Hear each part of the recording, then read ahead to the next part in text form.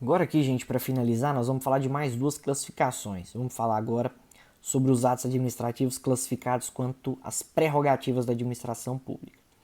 Dentro dessa classificação, nós temos os chamados atos de império, nós temos os atos de gestão e nós temos os chamados atos de expediente. O que são os atos de império? Atos de império são aqueles atos em que a administração pública está numa posição de superioridade em relação aos particulares, beleza?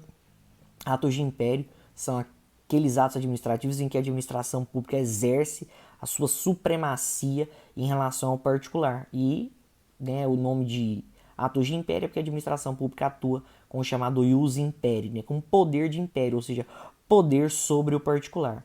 Exemplo, a interdição de uma rua, o fechamento de uma rua, tombamento de determinado bem público, a desapropriação de um imóvel, tá? Nesse caso, percebam, a administração pública ela atua sem a necessidade de concordância, sem a necessidade de consentimento particular. Nesse caso, a administração pública está em superioridade em relação ao particular. A administração pública ela só manda. Se a administração pública quiser interditar uma rua, fechar uma rua, ela vai fechar. E ela vai estar em posição de superioridade em relação ao particular. Os atos de gestão. Os atos de gestão são aqueles atos em que a administração pública ela está em pé de igualdade com o particular. Atos de gestão são aqueles atos que a administração pública ela está numa posição de igualdade em relação ao particular.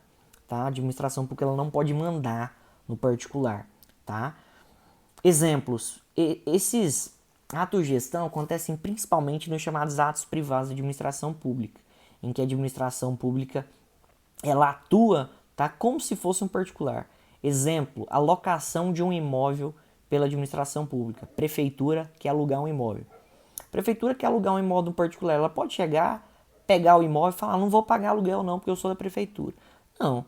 Se ela quiser alugar um imóvel, ela tem que pagar o que o particular quer e nas condições do particular. Porque no caso de aluguel, nós estamos falando de direito privado. E aí, nesse caso, prevalece a autonomia das vontades e igualdade entre as partes. Beleza? Atos de gestão, administração pública impede igualdade com o particular. Exemplo, locação de imóvel pela administração pública.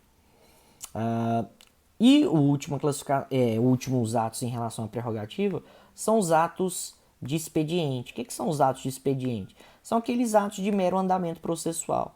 Tá? São aqueles atos que servem para o processo administrativo andar, para o ato administrativo ele se desenvolver. Exemplo, um despacho de uma autoridade, beleza? Atos de mera marcha e processual, atos de desenvolvimento de um ato administrativo mesmo, tá? Exemplo aí, despacho da autoridade competente, tá? Uma circular, por exemplo, que é colocada, que é pregada